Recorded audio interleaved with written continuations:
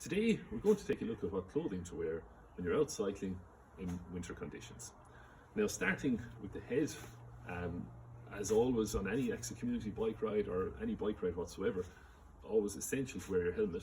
But underneath your helmet, it's also important to have a hat or something like that, a light hat that fits on nice and snug and allows your helmet to fit securely and safely as well. And it's the reason to have a hat underneath your helmet is because the head is like the chimney of the body. So if you keep your head warm, the rest of your body will stay warm as well. Next one down then is a buff, something, or a neck warmer, some people call them. Nowadays, this is actually something that I wear an awful lot, because if you stop at a shop to get a coffee or a can of Coke or anything like that, this can act as a face mask. So not alone is it helping to keep your neck warm, you can also use it to allow you to go into a shop if needs be. And they can even be used underneath the helmet as well, as a hat just to keep your head warm.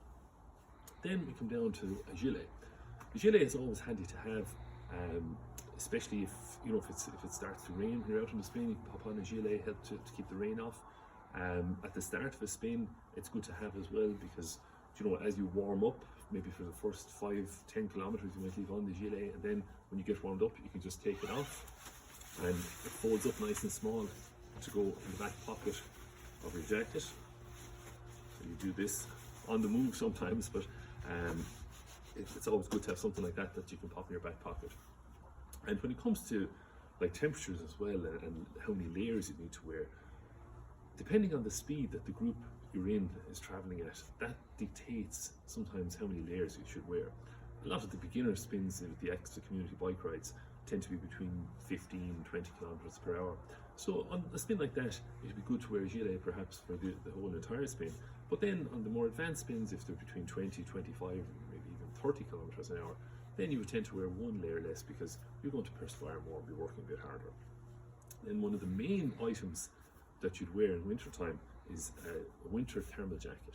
Now, the difference between this and a normal summer jersey is that it's completely windproof, it's also showerproof, but a winter jacket would also have a fleece lining, like a brushed fleece or something light inside, just to help it retain its thermal properties.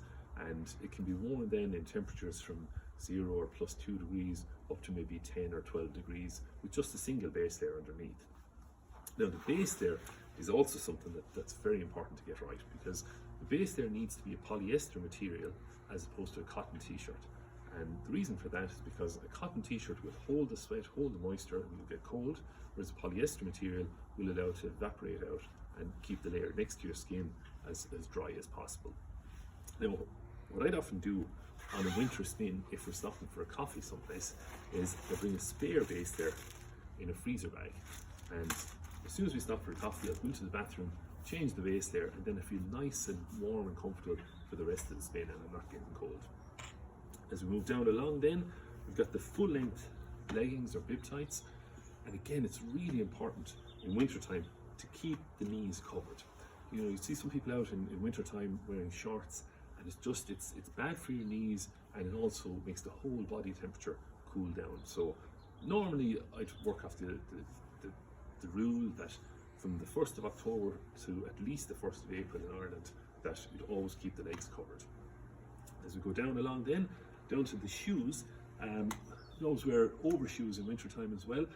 These are a similar material to the jacket materials, so they're thermal for warmth and also showerproof if you're out on a wet day. So they help to keep your feet warm and dry in the winter time.